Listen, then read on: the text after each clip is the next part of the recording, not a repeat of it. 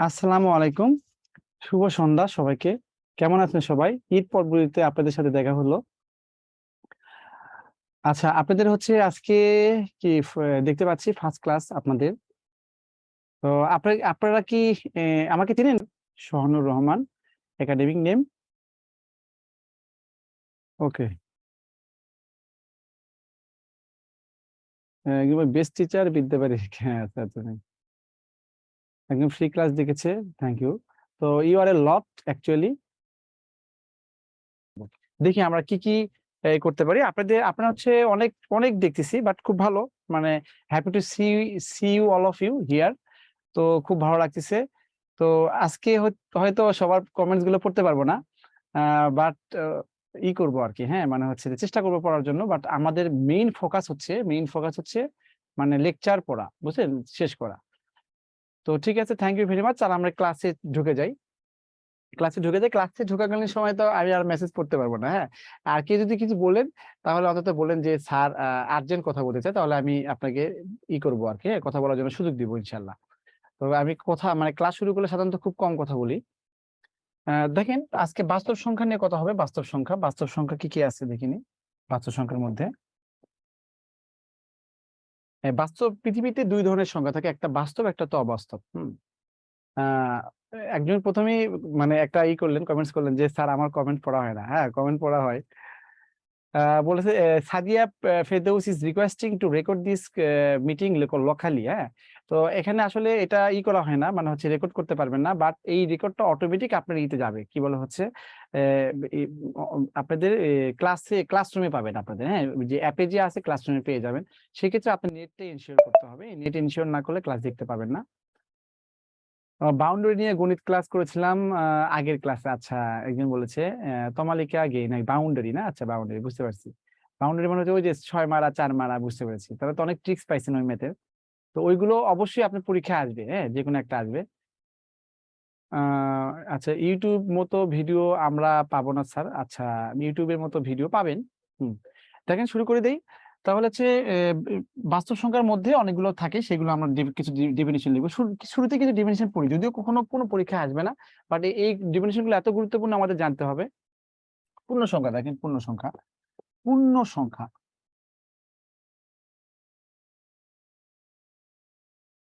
এটা বন্ধ করে দাও, তুমি থাকো। পূর্ণ সংখ্যা হচ্ছে দশমিক বা ভগ্নাংশ নয়। দশমিক বা ভগ্নাংশ নয়। ভগ্নাংশ নয়। দশমিক বা ভগ্নাংশ নয় এমন এমন সকল এমন সকল ধনাত্মক ও ঋণাত্মক সংখ্যাকে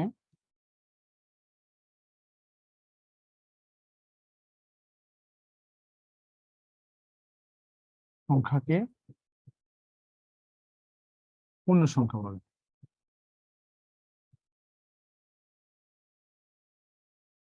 আমি যা কিছু পড়াই সব বোর্ডে লিখি। তাহলে দশমিক বা ভগ্নাংশ নেই এমন সকল ধনাত্মক ঋণাত্মক সংখ্যা পূর্ণ সংখ্যা। তার মানে পূর্ণ সংখ্যা ধনাত্মক হতে পারে, আবার কি হতে পারে, ঋণাত্মক হতে পারে।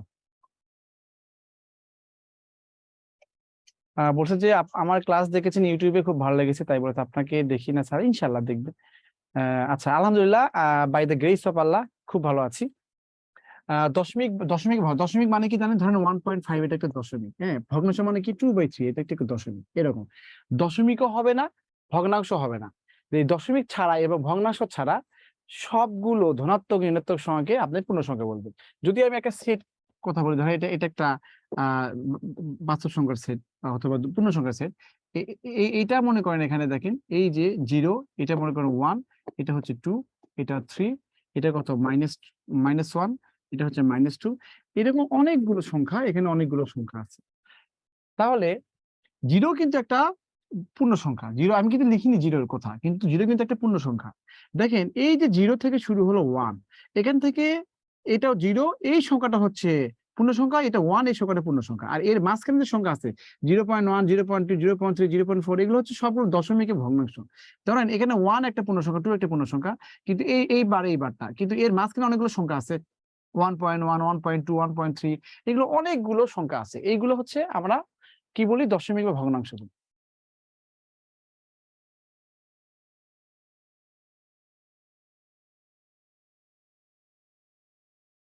এটা হচ্ছে আপনি অফিসে কথা বলতে হবে, রেকর্ড ইউটিউবে থাকলে হয়তো সেটা হয়তো আপনারা রেকর্ড ডাউনলোড করে হয়তো দেখতে পাবেন, কিন্তু এরকম না, আপনাদের হচ্ছে করতে হবে।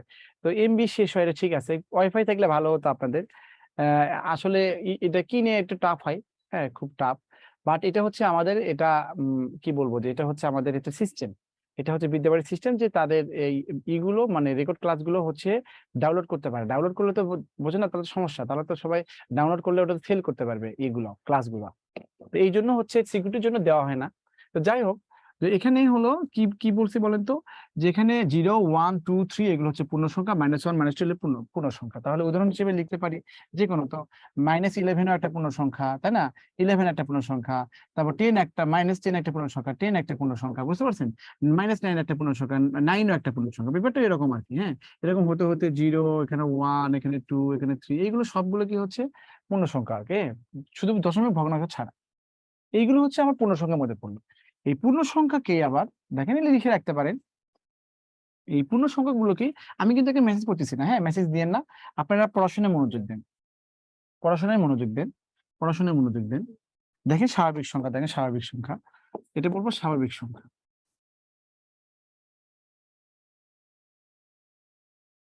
স্বাভাবিক সংখ্যা, স্বাভাবিক সংখ্যার মধ্যে কি কি পড়ে বলেন তো? স্বাভাবিক সংখ্যা হচ্ছে এই যে পূর্ণ সংখ্যার মধ্যে যারা ধনাত্মক আছে তারা স্বাভাবিক সংখ্যা। এভাবে লিখতে হবে, যেখানে সকল ধনাত্মক,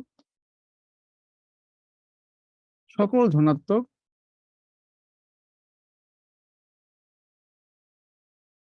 পূর্ণ সংখ্যাকে, সকল ধনাত্মক পূর্ণ সংখ্যাকে স্বাভাবিক সংখ্যা বলি।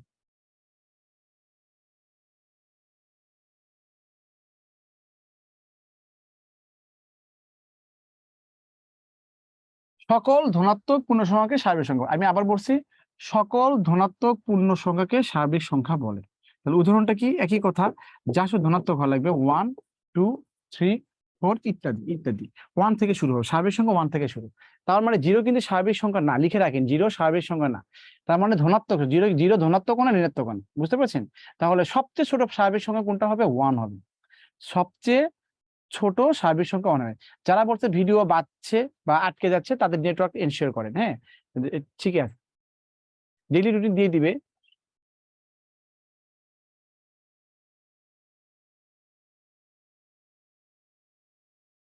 হ্যাঁ, অ্যাপস এর রেকর্ড থাকবে, অ্যাপস এর রেকর্ড থাকবে।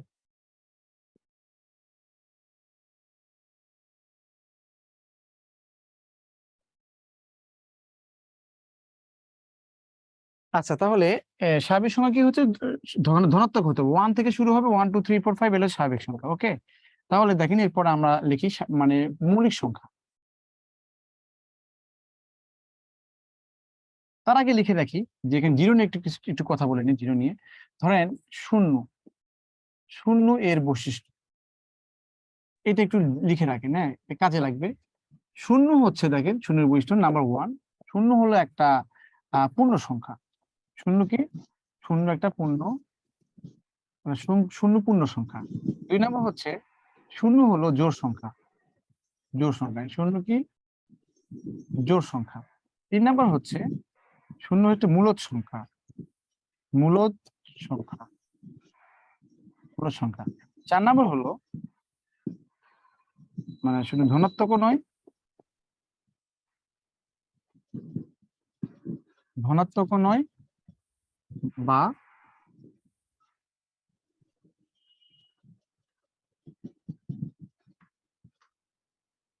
ঋণাত্মকও নয়।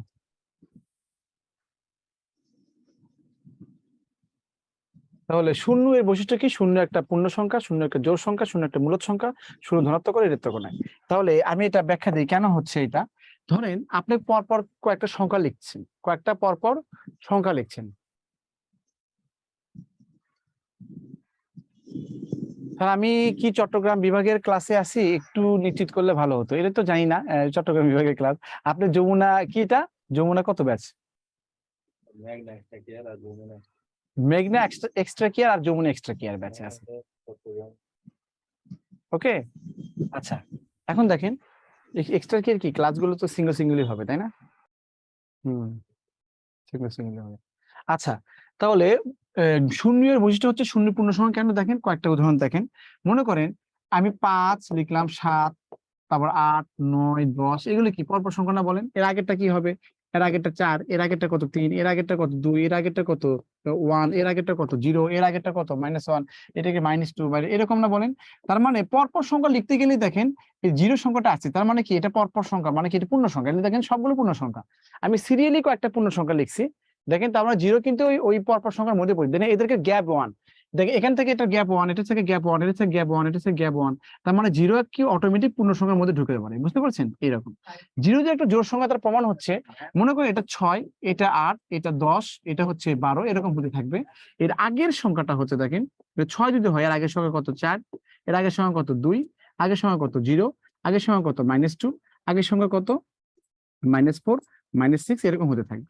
তার মানে 0 যে জোড় সংখ্যা, দেখেন আমি সবগুলো জোড় সংখ্যা লিখছি না বলেন?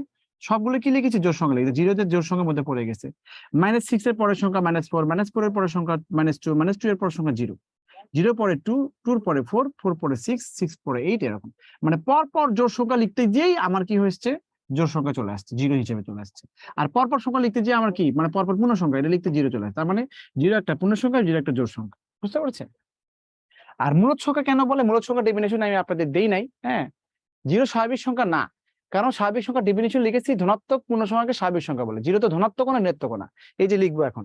মূলদ সংখ্যা হচ্ছে, মূলদ সংখ্যা হলো দুটি সংখ্যাকে যদি ভাগ আকারে প্রকাশ করেন তাহলে মূলদ সংখ্যা বলে।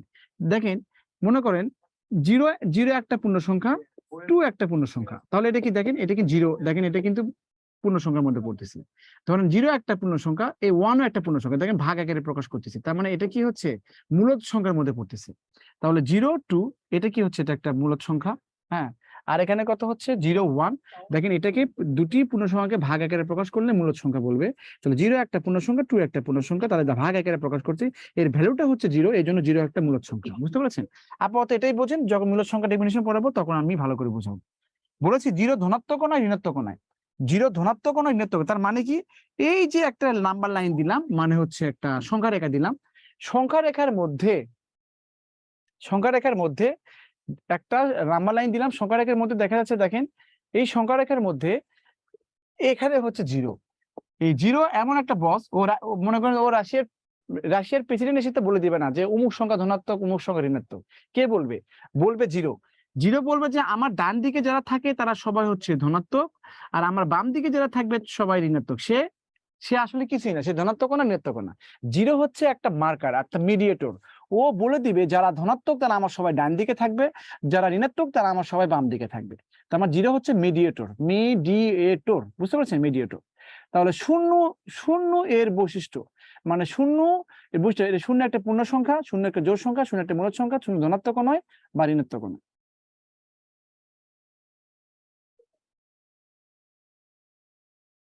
এখন বলছে স্যার ধনাত্মক মানে কি? আমি তো আপনাদের কিভাবে বুঝাবো ধনাত্মক মানে কি? শূন্য ডান দিকে আছে এই জন্য ধনাত্মক, বুঝতে পারছেন? শূন্য বাম দিকে থাকলে ঋণাত্মক হতো।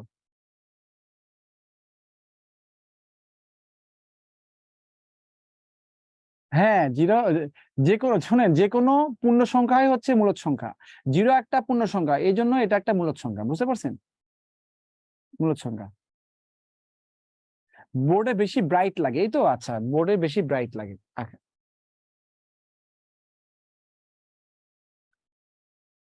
এরপরে যদি দেখি আরো কিছু গুরুত্বপূর্ণ নাম্বার, সেটা হচ্ছে পরপরা থেকে কর্পাস থেকে কর্পোরা, ক্রাইটেরিয়ন থেকে ক্রাইটেরিয়া, ইরেটা থেকে ইরেটা।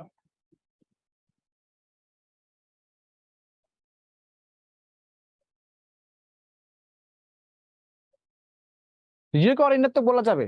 এগুলো নিয়ে পেঁচায়েন না, কিসের জন্য জানেন? এগুলো তো আপনাদের পরীক্ষায় আসবে না। আপনাদের হচ্ছে কিছু জানতে হবে, 0 একটা পূর্ণ সংখ্যা, 0 একটা জোড় সংখ্যা, 0 একটা মূলদ সংখ্যা, এটা 0 ধনাত্মক এটা জানতে হবে। আপনাদের ওইগুলো দরকার, আপনাদের ম্যাথ করতে হবে, বুঝতে পারছেন? ম্যাথ। আপনি যদি বিসিএস ও দেন, ব্যাংক জবও পরীক্ষা দেন, প্রাইমারি পরীক্ষা দেন, আপনি এগুলো ডিটেলস এগুলো জানতে হবে না। 0 কই থেকে আসলো, 0 আসলে কারা আবিষ্কার করছে, ভারতীয়রা আবিষ্কার করছে কিনা, 0 আসলে কোন জায়গা থেকে, ও মঙ্গল গ্রহে থেকে আসলো নাকি মানে ইয়ে থেকে, ইউরেনাস নেপচুন প্লুটো থেকে আসলো, এগুলো জানানোর দরকার নাই, বুঝতে পেরেছেন? তা আপনি যেটা লাগবে সেটাই আমি দেখাচ্ছি, বুঝতে পারছেন? যেটা দেখাচ্ছি, জিরো সবচেয়ে বড় কথা, জিরো একটা পূর্ণ সংখ্যা, জিরো একটা জোড় সংখ্যা, জিরো একটা মূলদ সংখ্যা, জিরো ধনাত্মক কোণ ঋণাত্মক কোণ, এইটুকুই জানবেন, এটাই হচ্ছে এক্সট্রা, বেশি বেশি জানা হয়েছে, বুঝতে পারছেন? এটাই। আচ্ছা, মৌলিক সংখ্যা নিয়ে বলেন, দেখেন মৌলিক সংখ্যা।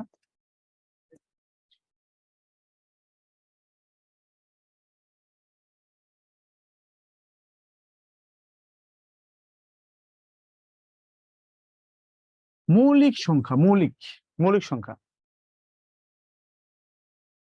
দেখতে পাই স্যার, আমাদের মেসেজ কি দেখতে পান? অফকোর্স দেখতে পাই, আজমি বলেছে।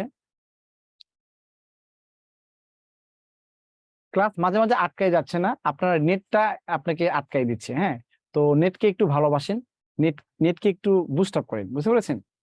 পারলে আম গাছের উপরে চলে যান, হ্যাঁ, তারপরে নেটওয়ার্ক এনশিওর করেন। ক্লাস হবে 2 ঘন্টা, আপনার হচ্ছে ক্লাস এখন জানি না কত, তবে মিনিমাম 11টা পর্যন্ত ক্লাস চলবে। ওকে, আচ্ছা, আপনার মেসেজ পড়বো পড়বো ভালো করে পড়বো, হ্যাঁ, সমস্যা নাই, টেনশন নেই। আমাকে ম্যাথ গুলো করতে দেয় অনেকগুলো। আপনারা জানেন কতগুলো পার্টিসিপেন্ট? 575, বুঝতে পারছেন? 575 জন আপনারা আছেন, তো you are a lot actually. So আমি যদি সবার যদি আমি মেসেজ পড়ি, তাহলে বলেন আমাকে এখানে কি মানে হচ্ছে বিদ্যাবাড়ি কি মেসেজ পড়ার জন্য নিয়ে আসছে? মানে পড়াতে হবে, মানে পড়তে হবে, তাই না? আর শুধু পড়ালে হবে না, সেটা আপনাদের হজম করতে হবে এবং সেটাই অ্যাপ্লাই করতে হবে। আচ্ছা, তাহলে মৌলিক সংখ্যা কি লিখে রাখেন। এক থেকে বড়, এক থেকে বড় যে সকল সংখ্যাকে, যে এক থেকে বড় যে সকল সংখ্যাকে, এক থেকে বড় যে সকল সংখ্যাকে, এক থেকে বড় যে সকল সংখ্যাকে ওই সংখ্যা ছাড়া, ওই সংখ্যা ছাড়া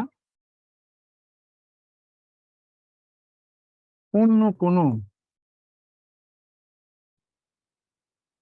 সংখ্যা দিয়ে ভাগ,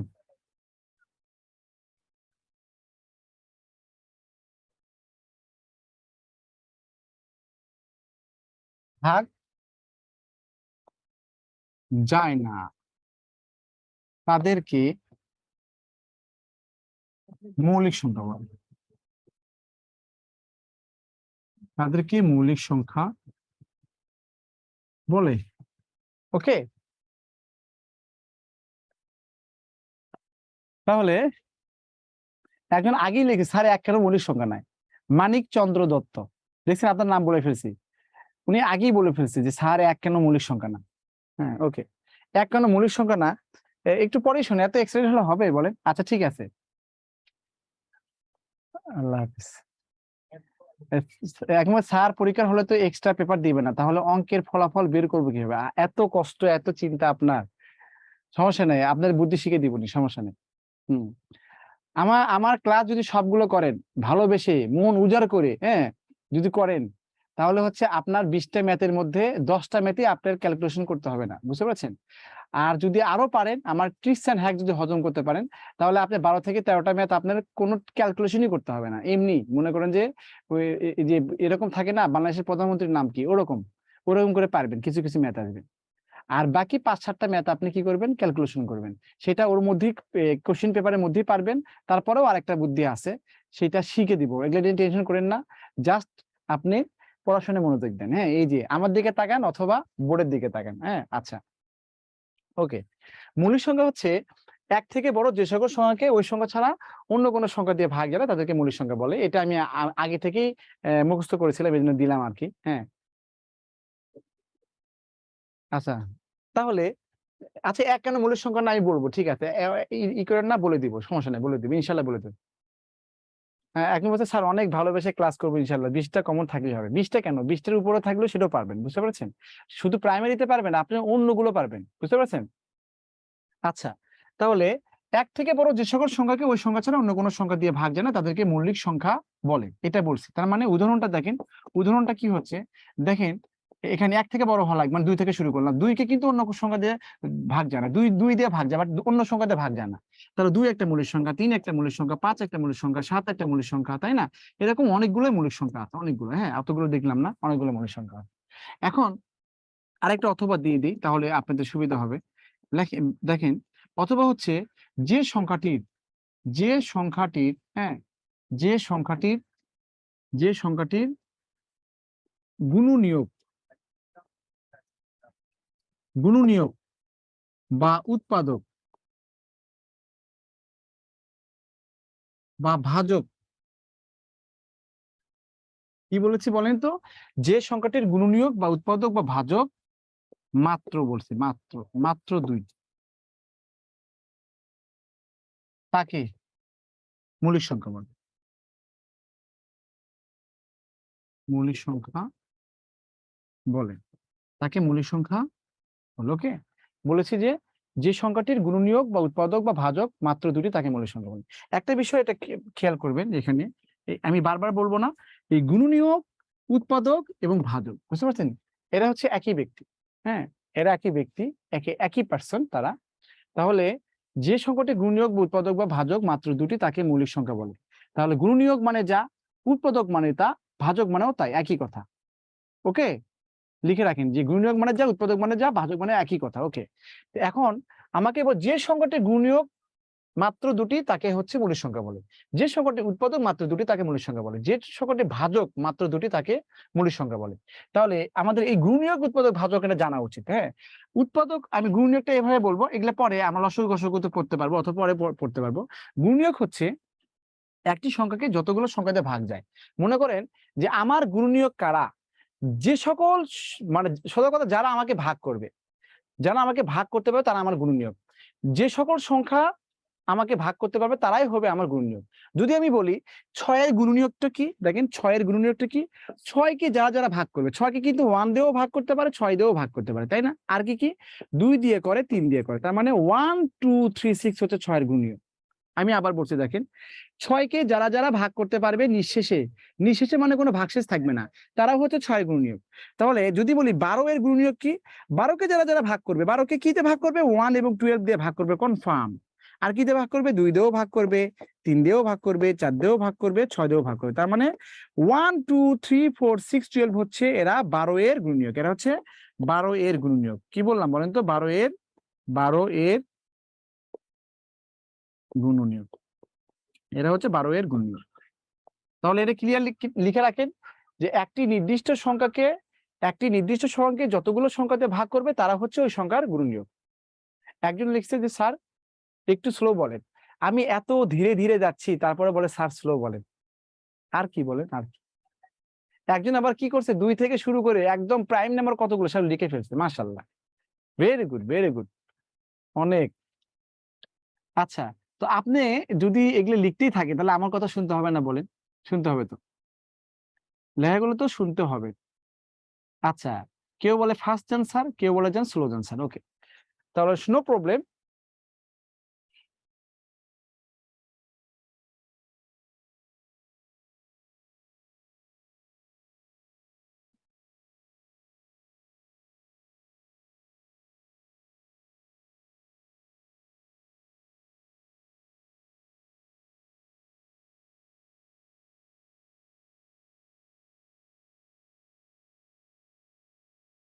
আচ্ছা, তাহলে আমরা দেখে নিই। তো গুণনীয়ক বলতে দেখেন, এটা উদাহরণটা দেখে নিই কিভাবে, দেখি আমরা একটু দেখে নিই, একটু ট্রাই করে ফেলি। ধরেন এই যে 1 1 2 3 4 5 6 7 8 9 10 11, এর মধ্যে কারা কারা মৌলিক আমরা দেখবো, ঠিক আছে? দেখি কে কে, মানে আমরা কি, আমি যদি আপনাদের ধরি তাহলে অনেক সময় চলে যাবে। দেখি আমার কে কে হচ্ছে আমার এখানে মৌলিক হবে, এটা আমি দেখবো। ওকে, দেখবো। দেখেন আমি যে সংখ্যাটির গুণনীয়ক হচ্ছে মাত্র 2টি তাকে মৌলিক সংখ্যা বলে, তাই না? এখন মৌলিক সংখ্যা হতে গেলে গুণনীয়ক হওয়া লাগবে কয়টা, 2টা, মানে কয়টা, 2টা হওয়া লাগবে। গুণনীয়ক মানে যারা ভাগ করে। 1 কে কি দিয়ে ভাগ করে বলেন তো, 1 কে 1 দিয়ে ভাগ করে, আর কোনো কিছুতে ভাগ করে? তাহলে 1 এর গুণনীয়ক কয়টা হলো বলেন তো? 1 এর গুণনীয়ক হলো 1টি, 1 এর গুণনীয়ক হলো কয়টা, 1টা। তার মানে 1 এর গুণনীয়ক হচ্ছে, একজন স্যার মৌলিক সংখ্যা, বড় বড় মৌলিক সংখ্যা চেনার ট্রিক্সটা দিকে দিন। ঠিক আছে, দিব। তাহলে যে ডেফিনিশন পড়তে তো আজকে সব চলে যাবে, তাই না? আচ্ছা, এত কথা বলেন না, এত কিছু লিখেন না প্লিজ। হ্যাঁ, মানে হচ্ছে বি অ্যাটেনটিভ টু হিয়ার। ওকে, এখানে আসেন। তাহলে 1 কেন 1 মৌলিক সংখ্যা হবে? 1 এর ভাজক উৎপাদক কয়টা, গুণনীয়ক কয়টা, 1টা। তাহলে 1 মৌলিক সংখ্যা না, বুঝতে পারছেন? বলুন না স্যার 1 কেন মৌলিক সংখ্যা না, বলবেন যে যে বলবেন যে মৌলিক সংখ্যা হতে গেলে গুণনীয়ক দুটি থাকতে হবে, একের গুণনীয়ক হচ্ছে একটি, এই জন্য এক মৌলিক সংখ্যা না। যারা বলেছে তাহলে এক কেন মৌলিক সংখ্যা না, এক কেন মৌলিক সংখ্যা না, তাহলে বলতে হবে যে একের গুণনীয়ক মাত্র একটি, মৌলিক সংখ্যা হতে গেলে দুটি গুণনীয়ক থাকতে হবে। এখন দেখেন দুইয়ের দেখেন দুইয়ের কি কি গুণনীয়ক কি 1 এবং 2 আছে, 2 কে 1 এবং 2 দিয়ে ভাগ করে, এই জন্য এর গুণনীয়ক মাত্র দুটি, এই জন্য মৌলিক সংখ্যা। 3 কি হচ্ছে 1 এবং 3, এর গুণনীয়ক কটা? দুইটা, এই জন্য এটা মৌলিক সংখ্যা। 4 কি 1 2 4, তিনটা গুণনীয়ক, তার মানে এটা হবে না, দুটো থাকা লাগবে। 5 টা কি বলেন তো? 1 এবং 5 দুইটা আছে, তাহলে এটা মৌলিক সংখ্যা। 6 দেখেন 1 2 3 6, এটা 4টা গুণনীয়ক, হবে না, দুটো থাকা লাগবে। 7 টা কি 1 এবং 7, তাহলে এটা হচ্ছে মৌলিক সংখ্যা। 8 কি 1 2 4 8, এগুলো হচ্ছে অনেকগুলো, তাহলে এটা হবে না। 9 টা কি 1 3 9, এটাতে ভাগ যায়, এটা হবে না। 10 ও হবে না, 1 5, এখানে 2, এখানে 10 দিয়ে ভাগ যায়, এটা হবে না। 11 কি 1 এবং 11 দিয়ে ভাগ যায়। তার মানে হচ্ছে দেখেন এখানে কি কি টিকলো? 2 3 5 7 আর কত হচ্ছে 11 টিকলো। আর বাকিগুলো গুণনীয়ক হচ্ছে অনেক বেশি, আর একের হচ্ছে একটা কম। ক্যামেরা একজন একজন সাজেস্ট করছে ক্যামেরার রেজুলেশন ভালো না। এই ক্যামেরা কি হয়েছে একটু করো তো, কি বলে হচ্ছে যে লাইটের কি বেশি হয়েছে?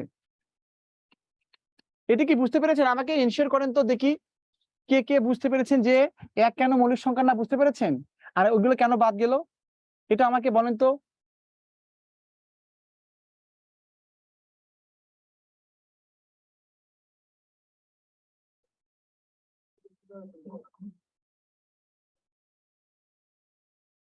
মানে একটু আলো একটু কমে দাও, ঠিক আছে?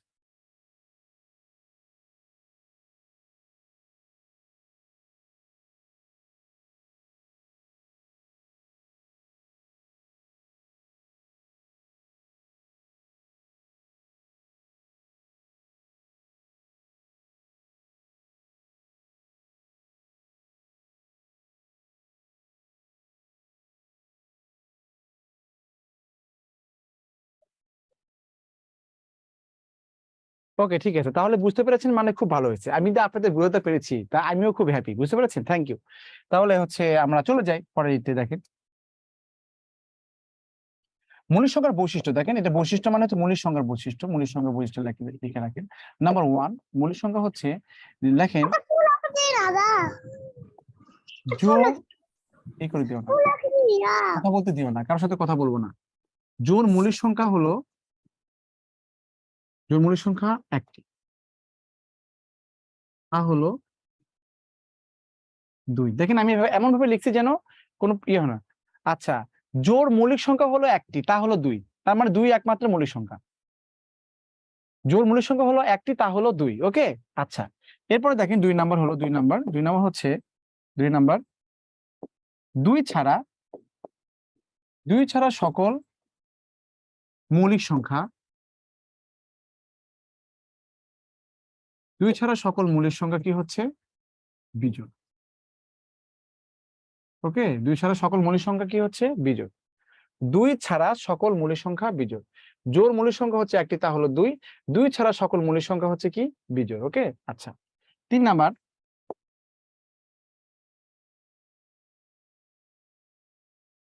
সকল মৌলিক সংখ্যা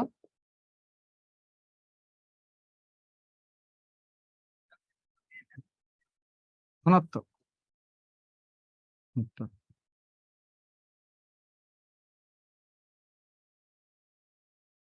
মৌলিক সংখ্যার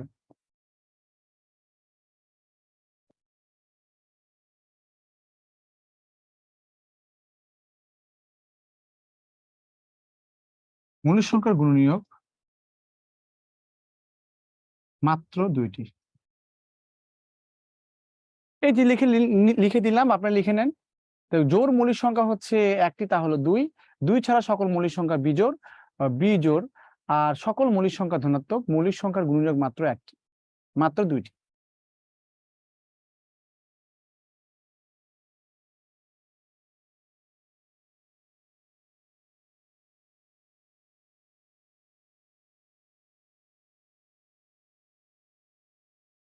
ওকে, গ্রেট।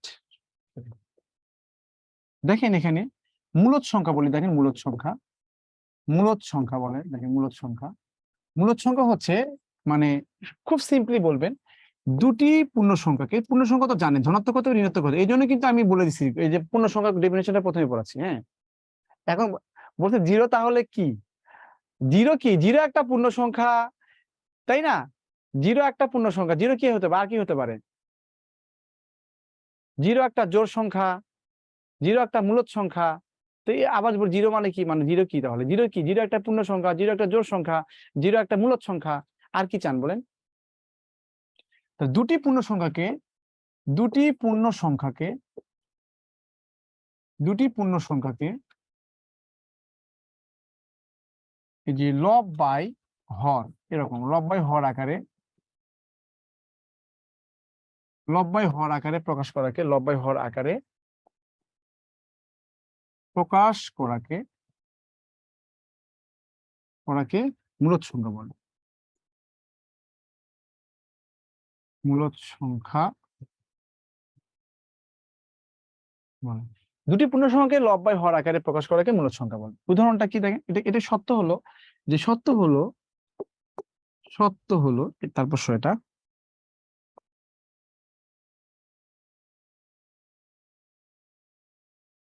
সত্য হলো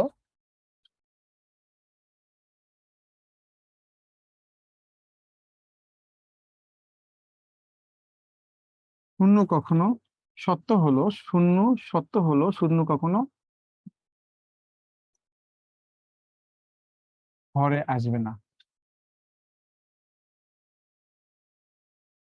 সত্য হলো শূন্য কখনো হরে আসবে না।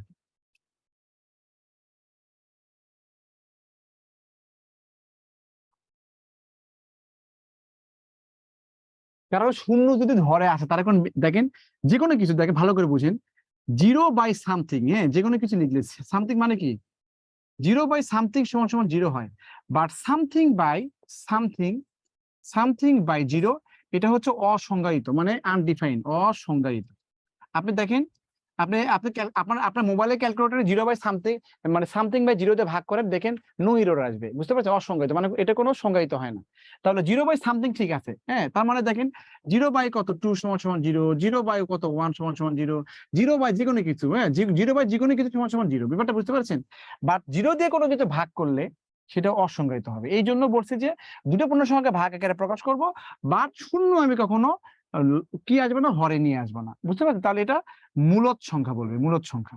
তো মূলদ সংখ্যা উদাহরণটা হচ্ছে, দেখেন উদাহরণটা হলো মানে টু একটা মূলদ সংখ্যা, থ্রি একটা মূলদ সংখ্যা, জিরো একটা মূলদ সংখ্যা, ওয়ান একটা মূলদ সংখ্যা, বুঝতে পারছেন? ফাইভ একটা মূলদ সংখ্যা, মাইনাস টু একটা মূলদ সংখ্যা, মাইনাস থ্রি একটা মূলদ সংখ্যা, মাইনাস ফাইভ একটা মূলদ সংখ্যা, টু বাই থ্রি একটা মূলদ সংখ্যা, হাফ একটা মূলদ সংখ্যা, মাইনাস সিক্স বাই সেভেন একটা মূলদ সংখ্যা। সোজা কথা, এইগুলি সকল পূর্ণ সংখ্যা, স্বাভাবিক সংখ্যা এবং ভগ্নাংশ, এরা হচ্ছে মূলদ সংখ্যা। ব্যাপারটা বুঝতে পেরেছেন?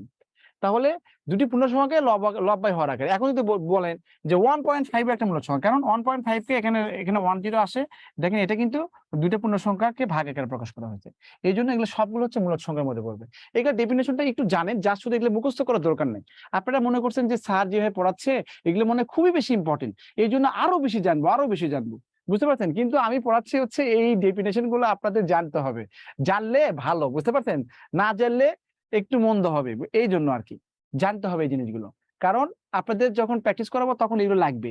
জিরো যে একটা জোড় সংখ্যা, এটা আমার জানতে হবে না? জিরো যে একটা পূর্ণ সংখ্যা, এটা জানতে হবে না বলেন? অবশ্যই জানতে হবে। এই জন্য আর মূলদ সংখ্যাটা জানার লাগে, লেখা থাকে নিচের কোনটি মূলদ সংখ্যা নয়, নিচের কোনটি মূলদ সংখ্যা, নিচের কোনটি অমূলদ সংখ্যা, বুঝতে পারছেন? এগুলো মানে পরীক্ষায় অহরহ আসে, এই জন্য আমাদের এগুলো মূলদ সংখ্যা ডেফিনিশন জানতে হবে। তাহলে মূলদ সংখ্যার ক্ষেত্রে একটা বৈশিষ্ট্য লিখে রাখেন, বৈশিষ্ট্য লিখে রাখেন। মূলদের বৈশিষ্ট্য, এটা মূলদ সংখ্যার পরে লিখবেন বৈশিষ্ট্য, তার মানে মূলদের বৈশিষ্ট্য। বৈশিষ্ট্যটা লিখবেন এভাবে, বৈশিষ্ট্য নাম্বার ওয়ান লিখবেন হচ্ছে সকল পূর্ণ সংখ্যা, পূর্ণ সংখ্যা এটা পূর্ণ, সকল পূর্ণ সংখ্যা স্বাভাবিক সংখ্যা, স্বাভাবিক সংখ্যা মূলদ সংখ্যা, বুঝতে পারছেন? মূলদ সংখ্যা, উদাহরণ দেওয়ার দরকার নেই। দুই, কারণ জিরো কিন্তু একটা পূর্ণ সংখ্যা, তাহলে ওটা তো মূল সংখ্যা, যে কোনো পূর্ণ সংখ্যাই হচ্ছে মূল সংখ্যা। তাহলে -2 তো পূর্ণ সংখ্যা, তাহলে ওটা কি মূল সংখ্যা? কারণ -2 যদি মূল সংখ্যা, তার মানে কি -2/1, মনে মনে কি দেখেন, লব বাই হর আকারে প্রকাশ করছে না? জিরো একটা মূল সংখ্যা, দেখেন মনে মনে 1 দেন, তার মানে কত? এটা কি লব বাই হর আকারে প্রকাশ করছেন? বুঝতে পারছেন? এই জন্য এগুলো মূল সংখ্যার মধ্যে পড়ে। হ্যাঁ, আর মূল সংখ্যার মান নির্দিষ্ট, মানে হচ্ছে এটা নির্দিষ্ট একটা মান থাকে, বুঝতে পারছেন? নির্দিষ্ট একটা মান থাকে, যেমন ধরেন এখানে 1/2 মানে কি 0.5, তাহলে এর একটা নির্দিষ্ট মান আছে, বুঝতে পারছেন? 1/2 হচ্ছে কি একটা মূলদ সংখ্যা, এগুলো নির্দিষ্ট থাকে। যেমন 3/2 এটা কত? 1.5, এটা একটা নির্দিষ্ট মান আছে। 3/2 এর মান 1.5, এগুলো হচ্ছে এই জন্য মূল সংখ্যার মানে মূল সংখ্যার মান নির্দিষ্ট, মান নির্দিষ্ট, মূল সংখ্যার মান নির্দিষ্ট।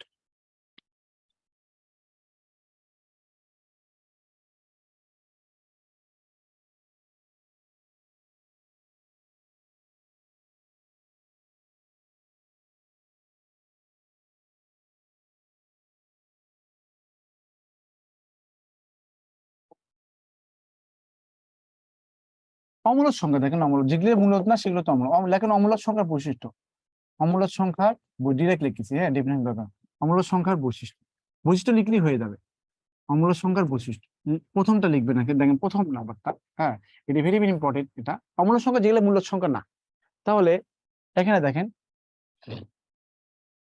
10/3 মূলদ সংখ্যা, 10/3 হচ্ছে মূলদ সংখ্যা। দেখেন 10কে যদি আমি 3 দিয়ে ভাগ করি, 3 3 কত? 9 হচ্ছে 1, দশমিক দিয়ে শূন্য লিখেন, 3 3 কত? 9, দশমিক, তার মানে কি এটা 3 আসবে, তার মানে কি এটাকে সমান সমান কি লেখা যায়? 3.3, এটা পৌনঃপুনিক লেখা যায়, এটা ফিক্স করা। এই জন্য এটা হচ্ছে মূলদ সংখ্যা, বুঝতে পারছেন? মূলদ সংখ্যা 10/3 একটা মূলদ সংখ্যা, 10/3 একটা মূলদ সংখ্যা। আচ্ছা, এখন দেখেন একদিন লিখছে এই জন্য বললাম। অমূলদ সংখ্যার বৈশিষ্ট্য হচ্ছে, অমূলদ সংখ্যার বৈশিষ্ট্য, অমূলদ সংখ্যার মান, অমূলদ সংখ্যার মান হচ্ছে অনির্দিষ্ট বা অসীম, বা অসীম, অনির্দিষ্ট বা অসীম।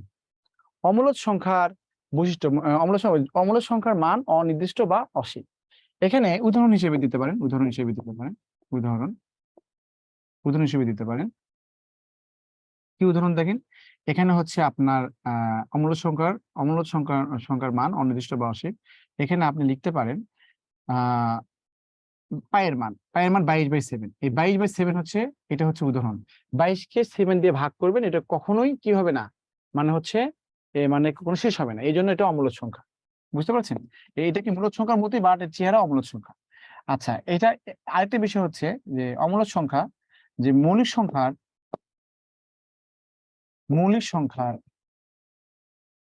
বর্গমূল,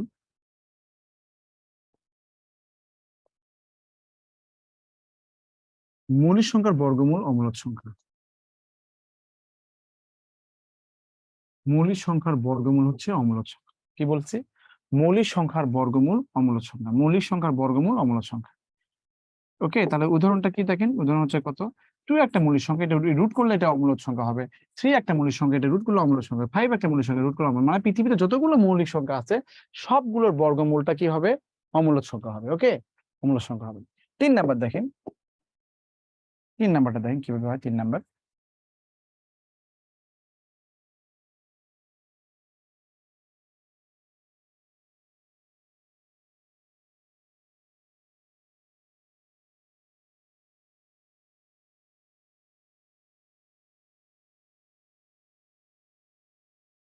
সকল ধ্রুবক সংখ্যা, ধ্রুবক এটা সকল ধ্রুবক সংখ্যা, সকল ধ্রুবক সংখ্যা অমূলদ সংখ্যা।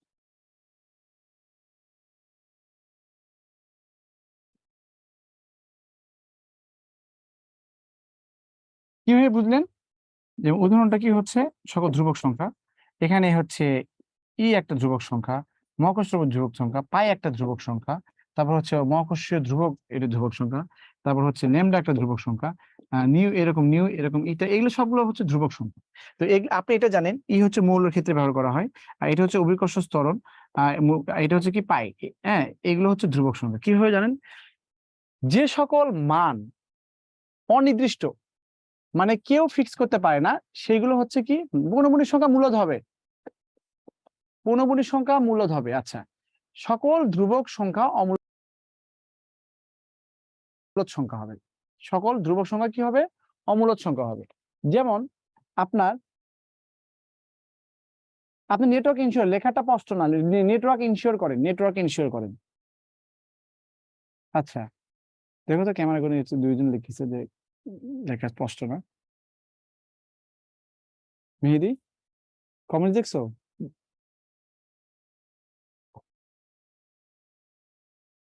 বোর্ড ক্লিয়ার না বলছে। সমস্যা নাই।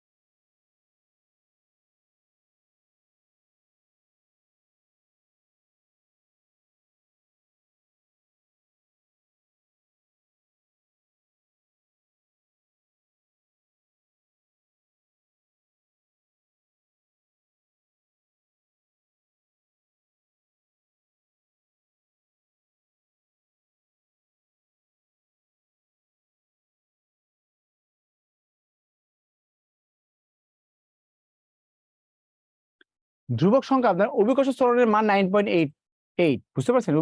অভিকর্ষ ত্বরণ জি, দেখুন ডাব্লিউ সমান এমজি লিখি আমরা, দেখেন ডাব্লিউ সমান এমজি লিখি, এটা এটা আমাদের ওজন, ডাব্লিউ মানে ওয়েট। তো এখানে এমজি হচ্ছে, এম মানে হচ্ছে ভর, আর জি মানে হচ্ছে অভিকর্ষ ত্বরণ। জি এর মানের উপর ডিপেন্ড করে আপনার ওজন কত হবে, বুঝতে পারছেন? এখন তো আগেই ভালো ছিল।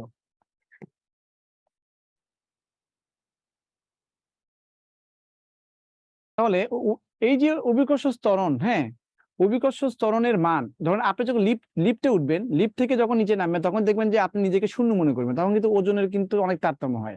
আপনি এখন বর্তমানে যে ওজন আছে, আপনি পাহাড়ের চূড়ায় গেলে দেখবেন যে হচ্ছে আপনার ওজনের তারতম্য হবে। আরেকটা হচ্ছে মেরু অঞ্চলে থেকে বিষুবীয় অঞ্চলে ওজন কম হয় বা বাড়ে, এখানে কম বাড়া অভিকর্ষ ত্বরণের উপর ডিপেন্ড করে। অভিকর্ষ ত্বরণ অ্যাকচুয়ালি ফিক্স না, ব্যাপারটা বুঝতে পারছেন? এটা বিজ্ঞানী 9.8 মিটার পার সেকেন্ড স্কোয়ার বলে, কিন্তু অ্যাকচুয়ালি ওটা ফিক্স না।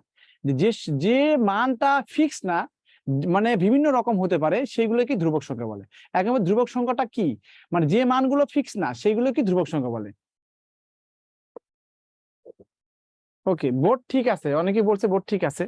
এখন দেখেন অমূলদ সংখ্যা, অমূলদ সংখ্যার মান অনির্দিষ্ট বা অসীম, 22/7 এরকম অনেক থাকে। 22/7 কে ভাগ করে দেখবেন যে এর মান হতেই থাকবে, এই ভাগটা শেষ হবে না। আর মৌলিক সংখ্যার বর্গমূল অমূলদ সংখ্যা, যে কোনো মৌলিক সংখ্যাকে যদি আপনি রুট করেন তাহলে এটা বর্গমূল হয়ে যায়। এই দেখেন √2 এর মান শেষ নাই, 3 এর মান শেষ হয় না, 5 এর মান শেষ হয় না, আর √5 এর মান শেষ নেই। সকল ধ্রুবক সংখ্যা অমূলদ, এখানে এখানে জি, এখানে পাই, এগুলো হচ্ছে ধ্রুবক সংখ্যা, এগুলো হচ্ছে আপনার অনির্দিষ্ট। আর এটারই বৈশিষ্ট্য আর কি। হ্যাঁ, 4 নম্বর দেখেন, 4 নম্বর হচ্ছে দেখেন, এই যে রুট বিশিষ্ট সংখ্যা, মানে এটা রুট বলা হয়, হ্যাঁ, এই যে এই রুট বিশিষ্ট সংখ্যা আমি লিখতেছি, হ্যাঁ, রুট বিশিষ্টের ব্র্যাকেট দিলাম, হ্যাঁ, রুট বিশিষ্ট সংখ্যা, রুট বিশিষ্ট সংখ্যা সংখ্যাকে মানে রুট মুক্ত করতে না পারলে, করতে না পারলে অমূলদ সংখ্যা, অমূলদ সংখ্যা হবে। রুট, রুট বিশিষ্ট সংখ্যা, রুট মানে কি, উদাহরণটা দেখেন, সবগুলোতে উদাহরণ দিয়ে দিচ্ছি আপনাদের। ধরেন এখানে হচ্ছে 18, এটা রুট, এটা কি আপনি রুট বিশিষ্ট সংখ্যা, এটাকে রুট মুক্ত করতে পারলে আপনি হচ্ছে মূলদ হবে, আর রুট মুক্ত করতে না পারলে, মুক্ত করতে মানে রুটকে যদি আপনি ভ্যানিশ করতে পারেন তাহলে এটা মূলদ সংখ্যা, আর ভ্যানিশ করতে না পারলে অমূলদ সংখ্যা। রুট থাকলে রুট যদি থেকে যায় ফাইনালি, তাহলে এটা হচ্ছে অমূলদ সংখ্যা। তো দেখেন এটাকে এভাবে লেখা যায় 2 × 9 লেখা যায়, তার মানে কত এটা, তাহলে এখানে √2 ইন্টু কত √9, তার মানে কত এখানে মানে 3 √2 লেখা বা রুট থেকে গেল, তার মানে এটা একটা অমূলদ সংখ্যা, বুঝতে পারছেন? রুট থেকে 3 √2 মানে এই 80 মানে হচ্ছে √80 মানে কি 3 √2, তাহলে এটা আপনার থেকেই গেল, বুঝতে পারছেন, থেকে গেল। আরেকটা বিষয় দেখেন, হ্যাঁ এটা থেকে গেল,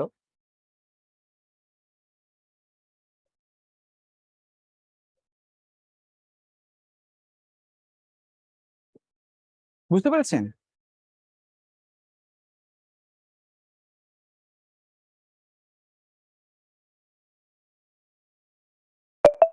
আচ্ছা, এরপরে দেখেন, মনে করেন এটা 15 আছে, এটা রুট আছে, এটা মানে কত 3 × 5, তার মানে এটা কি রুট √3 √5, তো রুট থেকে গেল, তার মানে এটাও অমূলদ সংখ্যা।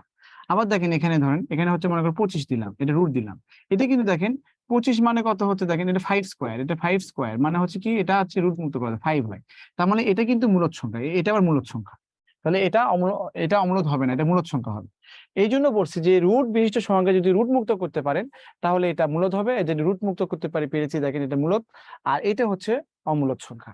এই জিনিসটা বোঝানোর জন্যই আমি এত কিছু √16, হ্যাঁ √16 এটাও কি হবে, ধরেন √16, রুট হচ্ছে 16, এটা কি হবে 4 স্কোয়ার মানে কত হচ্ছে, ওকে আর কি।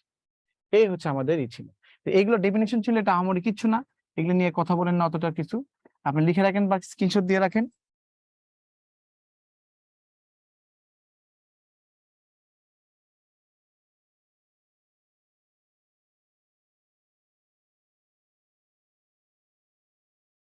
লেখেন বিভাজ্যতার নিয়ম,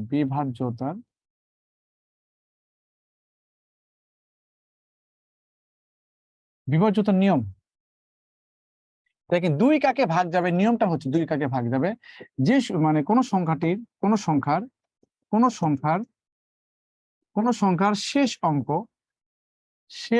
অঙ্ক তো মানে বোঝেন তাই না, অঙ্ক, কোন সংখ্যার শেষ অঙ্ক জোড় হলে, কোন সংখ্যার শেষ অঙ্ক জোড় হলে 2 ভাগ যাবে, বুঝছো, এটা আর কি। মানে 1 2 3, এইটা হচ্ছে 1 একটা অঙ্ক, 2 একটা অঙ্ক, 3 একটা অঙ্ক, এই 1 2 3 এগুলো একটা অঙ্ক, আর 1 2 3 হচ্ছে একটা সংখ্যা, ব্যাপারটা বুঝতে পারছেন? তো এই যে এই যদি মানে এখানে এখানে যে কোন সংখ্যার শেষে শেষ অঙ্ক যদি জোড় সংখ্যা হয় তাহলে 2 দিয়ে ভাগ যাবে, এটা শিওর। এটা উদাহরণ দিলাম না, এটা ইজি আর কি। মনে করেন তারপর লিখে দেয় 1 2 3 1 0 0, এখানে কত, মনে করেন এখানে 4 থাকবে, তার মানে 4টা কি জোড় সংখ্যা না, তাহলে এটা অবশ্যই 2 দিয়ে ভাগ যাবে, বুঝতে পারছেন? আবার 1 1 0, এটা কি 2 দিয়ে ভাগ যাবে, কারণ এটা 0 হচ্ছে জোড় সংখ্যা। তাহলে এরকম যদি হয় যে কোনো সংখ্যার শেষে যদি জোড় সংখ্যা থাকে তাহলে 2 দিয়ে ভাগ যাবে। আর 5 দিয়ে ভাগ যাবে হচ্ছে কোন সংখ্যার শেষ অঙ্ক জিরো বা 5 হলে, তাহলে এটা 5 দিয়ে ভাগ যাবে। উদাহরণ দেখেন, এটাই মনে করেন যে এখানে 1 1 0 1 0, তাহলে এটাকে 5 দিয়ে ভাগ যাবে, এটা তো 0 থাকলে তো 2 তে ভাগ যাবে, কিন্তু এটা আরেকটা নিয়ম যেটা 5 দিয়েও ভাগ যাবে, কোন সংখ্যার শেষে 0 থাকলে এটা 5 দিয়েও ভাগ যাবে, বুঝতে পারছেন?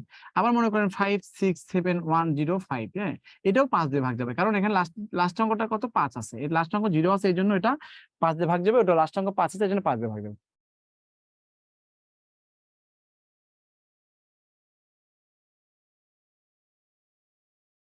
তাহলে কোন সংখ্যার শেষে যদি অঙ্ক জোড় কোন সংখ্যার শেষ অঙ্ক জোড় সংখ্যা থাকলে সেটা 2 দিয়ে ভাগ যাবে, কোন সংখ্যার শেষ অঙ্ক 0 বা 5 হলে এটা অবশ্যই কি হবে 5 দিয়ে ভাগ যাবে, এটা মাথায় রাখবেন।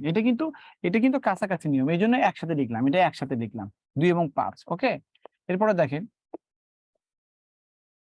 3 ভাগ যাওয়ার নিয়ম, দেখেন 3 ভাগ যাওয়ার নিয়ম, লেখেন কোন সংখ্যার সবগুলো অঙ্কের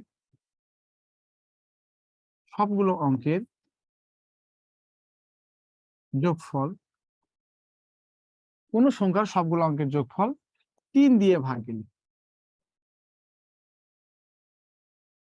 3 দিয়ে ভাগ, উদাহরণটা কি দেখেন, উদাহরণটা কি 1 2 3, দেখেন আমি গুরুত্বপূর্ণ কথা, কিন্তু এটা খুব গুরুত্বপূর্ণ, এটা যে কোনো সংখ্যার সবগুলো অঙ্কের যোগফল 3 দিয়ে ভাগ দিলে, তাহলে কোন সংখ্যার সবগুলো অঙ্কের যোগফল 3 দিয়ে ভাগ গেলে, তাহলে 1 2 3 এটা হচ্ছে 123, এটা একটা সংখ্যা, এটার অঙ্ক কি 1 একটা অঙ্ক, 2 একটা অঙ্ক, 3 একটা অঙ্ক, এটা যোগফল কত 6, 6 কে 3 দিয়ে ভাগ যায়, এই জন্য এই সংখ্যাটা 3 দিয়ে ভাগ যাবে, বুঝতে পারছেন?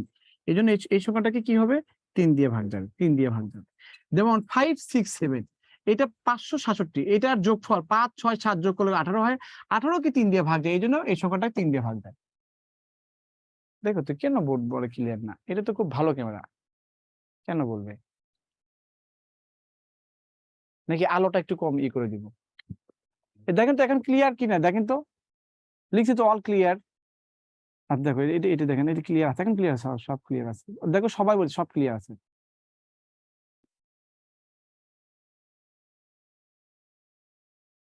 সবাই ক্লিয়ার বলছে, কিন্তু 2 1 জন শুধু ক্লিয়ার না বলছে, তার মানে তাদের নেটওয়ার্ক প্রবলেম। বোঝা, আলো কমিয়ে দেন, আলো কি কমান যায়?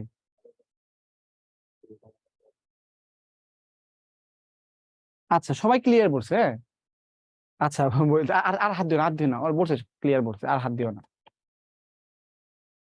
হাত দিও না।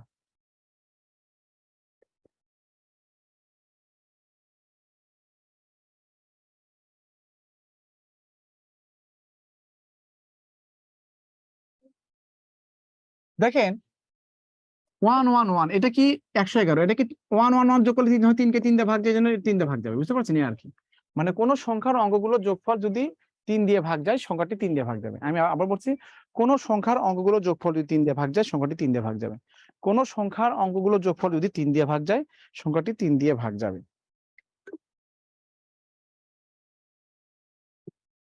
কোন সংখ্যার অঙ্কগুলো যোগফল 3 দিয়ে ভাগ গেলে সংখ্যাটি 3 দিয়ে ভাগ যাবে আর কি। আর 9 ভাগ যাওয়ার নিয়ম হচ্ছে সেম, 9 ভাগ যাওয়ার এটা সেম আর কি। কোন সংখ্যার অঙ্কগুলো যোগফল 9 দিয়ে, কিন্তু এটা গুরুত্বপূর্ণ না, আপনি এটা শিখবেন, হ্যাঁ বুঝতে পারছেন এটা। আচ্ছা 4 ভাগ যাওয়ার নিয়ম হচ্ছে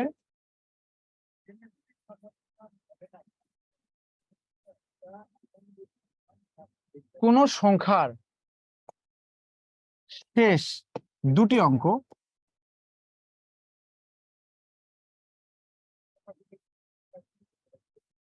চার দিয়ে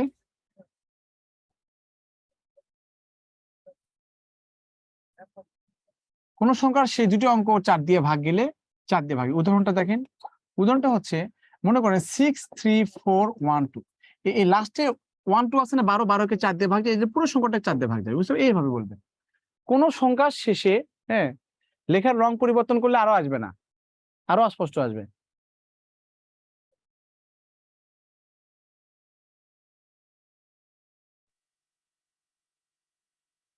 কোন সংখ্যার শেষ দুটি অঙ্ক 4 দিয়ে ভাগ গেলে সংখ্যাটি 4 দিয়ে ভাগ যাবে। কারণ এখানে দেখেন কোন সংখ্যার লাস্ট দুটি অঙ্ক, দেখেন এখানে 12, এই 12 কে 4 দিয়ে ভাগ যায়, এই জন্য কি হচ্ছে, এটা কি 4 দিয়ে ভাগ যাবে, বুঝতে পারছেন? ধরেন এখানে আপনি এখানে ধরেন 3 6 1 5 4 2 3 1 0 5 1 6, এটাকে 4 দিয়ে ভাগ যাবে, কারণ 16 কে 4 দিয়ে ভাগ যায়। ওকে, 16 কে 4 দিয়ে ভাগ যায়, ক্লিয়ার? 16 কে 4 দিয়ে ভাগ যায়, এই জন্য এটাকে 4 দিয়ে ভাগ যাবে। তার মানে কোন সংখ্যার শেষের দুটি অঙ্ক যদি 4 দিয়ে ভাগ যায়, পুরো সংখ্যাটাকে 4 দিয়ে ভাগ, যত বড় সংখ্যাই হোক না কেন। ওকে, আর 8 ভাগ যাওয়ার নিয়ম সেম, হ্যাঁ, মানে এটা পড়েন, কোন সংখ্যার শেষ 3টি অঙ্ক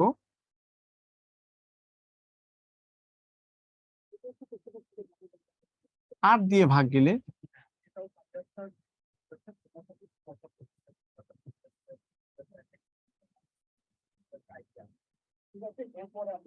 কোন সংখ্যার শেষ 3টি অঙ্ক 8 দিয়ে ভাগ গেলে তাহলে কি হবে, সংখ্যাটি কি দিবে দিবে 8 দিয়ে ভাগ যাবে। উদাহরণটা দেখেন, একটা উদাহরণ দিচ্ছি, দেখেন এগুলো মানে 8 3 4 2 4, হ্যাঁ, দেখেন এই তিনটে সংখ্যা 8 দিয়ে ভাগ যায়, এই জন্য পুরোটা সংখ্যা 8 দিয়ে ভাগ যাবে।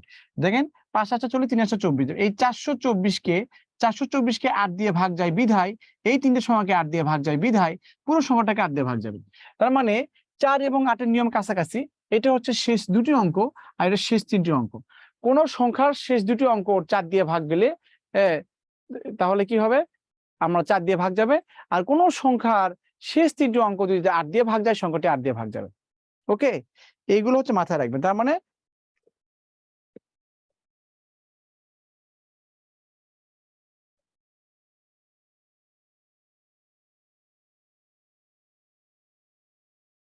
এই ম্যাথটা করেন।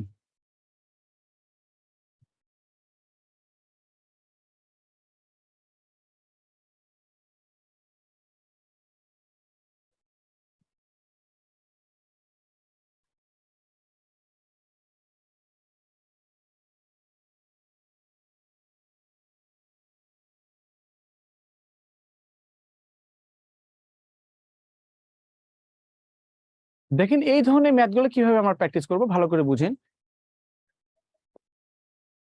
ভালো করে বুঝে আপনাদের ভালো করে বুঝাই। হ্যাঁ, মনে করেন 1, এখানে দেখেন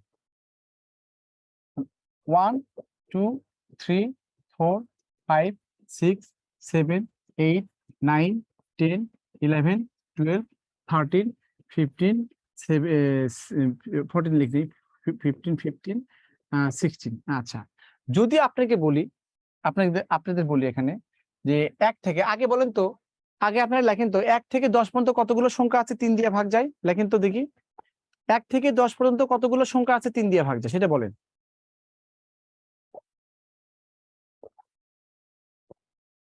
তিনটি সংখ্যা। আচ্ছা, এখন বলেন 1 থেকে 40 পর্যন্ত কতগুলো সংখ্যা আছে 3 দিয়ে ভাগ যায়? 1 থেকে 40 পর্যন্ত কতগুলো সংখ্যা আছে 3 দিয়ে ভাগ যায়? 1 থেকে 40 পর্যন্ত কতগুলো সংখ্যা আছে 3 দিয়ে ভাগ যায়?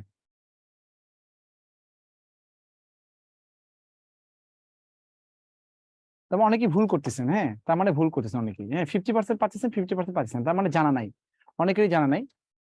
দেখেন আমি একটা জিনিস বুঝি, 1 থেকে 10 পর্যন্ত কতগুলো সংখ্যা আছে 3 দিয়ে ভাগ যায়, জাস্ট 10 কে আপনি 3 দিয়ে ভাগ করবেন, তাহলে কত হবে? 3 পয়েন্ট সামথিং। 3 পয়েন্ট কি হবে? সামথিং, তাই না? তাই হবে না বলেন? 3 পয়েন্ট সামথিং, তার মানে 3টি। এই পয়েন্টের পর কিছু লিখবেন না, 3টি। মানে 1 থেকে 10 পর্যন্ত কতগুলো সংখ্যা আছে 3 দিয়ে ভাগ যায়? জাস্ট 10 কে আপনি 3 দিয়ে ভাগ করবেন, তাহলে 3 থাকে না? তো মানে কি, তাহলে 3 6 9, দেখেন 3টি। যদি বলি 1 থেকে 40 পর্যন্ত কতগুলো সংখ্যা আছে, এই দশমিকের পর কিছু নেবেন না, 1 থেকে 40 পর্যন্ত কতগুলো সংখ্যা আছে 3 দিয়ে ভাগ যায়, তাহলে 40 কে 3 দিয়ে ভাগ করবে, তাহলে 1 থেকে 40 কাউন্ট হবে, তাহলে 13 পয়েন্ট সামথিং, বুঝতে পারছেন? 13 পয়েন্ট সামথিং। হ্যাঁ, তার মানে কত? 13টি। তার মানে কত আছে? যদি আমি বলি 1 থেকে 40 পর্যন্ত কতগুলো সংখ্যা আছে 7 দিয়ে ভাগ যায়, তাহলে কি করবেন? 40 কে 7 দিয়ে ভাগ করবেন, তার মানে কত হচ্ছে? 5 7 5 পয়েন্ট সামথিং, তার মানে কত? 5টি। এটা বুঝতে পেরেছেন? আপনাদের ম্যানুয়ালি চিন্তা করতে হবে না। তাহলে 1 থেকে 10 পর্যন্ত কতগুলো সংখ্যা আছে 3 দিয়ে ভাগ যায়, জাস্ট 10 কে 3 দিয়ে ভাগ করবেন, 3 পয়েন্ট সামথিং মানে 3টি। 1 থেকে 40 পর্যন্ত কতগুলো সংখ্যা আছে 3 দিয়ে ভাগ যায়, জাস্ট 40 কে 3 দিয়ে ভাগ করবেন, 13 পয়েন্ট সামথিং মানে 13টি। 1 থেকে 40 পর্যন্ত কতগুলো সংখ্যা আছে 7 দিয়ে ভাগ যায়, জাস্ট 40 কে 7 দিয়ে ভাগ করবেন, 5 7 35 মানে কি? 5টি।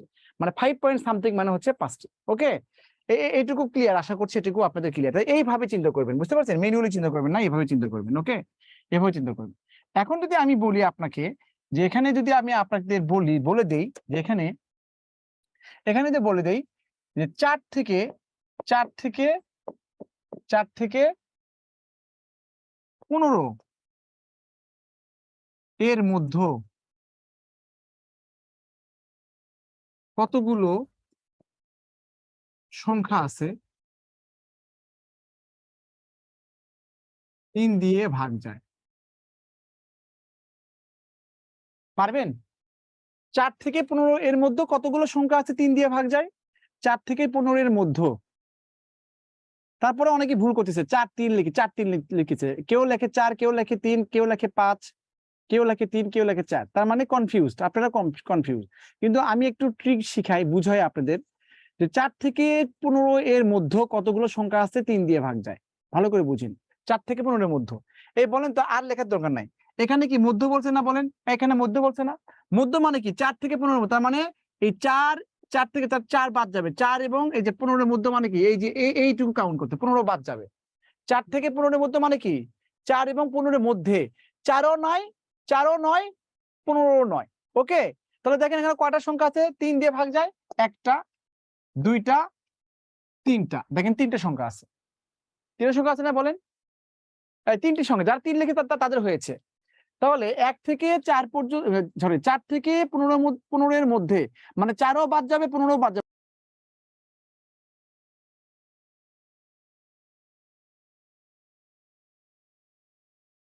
4 থেকে 15 এর মধ্যে কতগুলো সংখ্যা আছে 3 দিয়ে ভাগ যায়। ওকে, তাহলে বলেন তো